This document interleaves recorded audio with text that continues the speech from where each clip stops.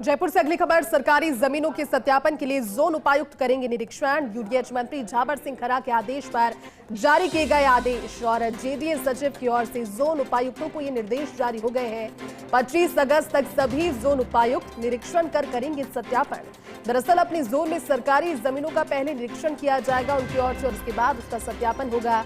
जमीन पर स्थायी और अस्थायी अतिक्रमणों को चिन्हित कर दिया जाएगा और उसके बाद निर्धारित प्रारूप में इसकी रिपोर्ट मुख्य नियंत्रक प्रवर्तन को भेजेंगे।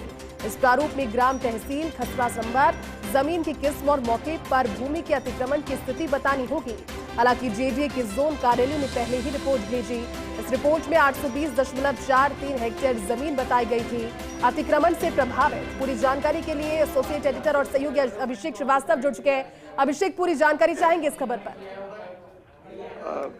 बिल्कुल जयती, पिछले दिनों जब यूडीएच मंत्री झाबर सिंह खर्रा ने जेडीए में जाकर जेडीए की बैठक ली थी, तब उन्होंने ये निर्देश दिए थे कि जितनी भी सरकारी जमीन है उसको चिन्हित किया जाए और उस पर अगर कोई अतिक्रमण है उसको हटाया जाए, क्योंकि यूडीएच मंत्री झाबर सिंह खर्रा का ये कहना था कि जेडीए को विकास के लिए आर्थिक संसाधनों की जरूरत है और इसके लिए जरूरी है कि सरकारी जमीनें खंगाली जाए और उनके आवंटन या उनके नीलामी से धन अर्जित किया जाए। इसी लिहाज से ये कार्रवाई शुरू की गई थी। लेकिन यूडीएच मंत्री झाबर सिंह खर्रा के निर्देश के बाद जो विभिन्न जोन कार्यालय है जेडीए के, उन्होंने अपनी रिपोर्ट भेजी, लेकिन वो जो रिपोर्ट भेजी गई वो 820 हेक्टेयर जमीन की भेजी गई कि ये जमीन जो है अतिक्रमण से प्रभावित है और उसमें करीब 300 हेक्टेयर से ज्यादा जमीन को अतिक्रमण बताया गया।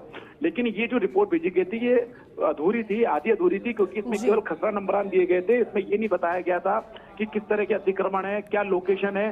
तो इसी कारण जब अभी दोबारा विधानसभा जब चल रही थी, तब यूडीएच मंत्री झाबर सिंह खर्रा ने दोबारा जेडीए अधिकारियों को बुलाया और अपने निर्देशों की पालना का रिव्यू किया। तो ये सामने उसके बाद यूडीएच मंत्री की तरफ से निर्देश दिए गए कि जो जोन उपायुक्त है उनके स्तर पर भौतिक सत्यापन कराया जाए। तो यही कारण है कि जेडीए सचिव की ओर से ये आदेश जारी किए गए हैं कि जो जोन उपायुक्त है वो 25 अगस्त तक खुद मौके पे जाएंगे और भौतिक सत्यापन करेंगे कि कहां पर अतिक्रमण है, अतिक्रमण अगर है तो वो स्थायी है या अस्थायी है। तो ये पूरी जानकारी वो एक निर्धारित प्रोफॉर्मा है उसमें उपलब्ध कराएंगे और उसके बाद 1 सितंबर से जेडीए की प्रवर्तन शाखा की ओर से सरकारी जमीन पर अतिक्रमणों को लेकर हटाने को लेकर अभियान चलाया जाएगा। और ये भी निर्देश दिए गए हैं कि ये जो अभियान चलेगा उसके बाद जब अतिक्रमण हट जाएंगे लेकिन सरकारी जमीन पर दोबारा अतिक्रमण नहीं हो, इसके लिए प्रभावी मॉनिटरिंग के लिए जोन उपायुक्त की ओर से व्यवस्था की जाएगी। इसके तहत जोन के सहायक नगर नियोजक या उपनगर नियोजक, कनिष्ठ अभियंता, पटवारी, तहसीलदार और गिरदावर को नोडल अधिकारी बनाया जाएगा और उस जमीन की जो मॉनिटरिंग रिपोर्ट है वो हर 15 दिन की रिपोर्ट मुख्य नियंत्रक प्रवर्तन और सतर्कता के जो उपायुक्त हैं उनको भेजनी होगी।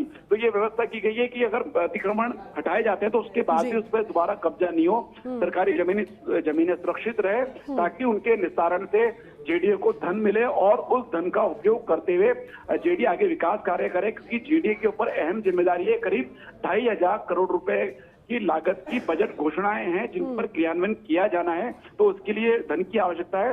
यही कारण है कि सरकारी जमीनों पर जेडीए ने फोकस किया है। जी ठीक है अभिषेक, शुक्रिया आपका इस पूरी बातचीत के लिए।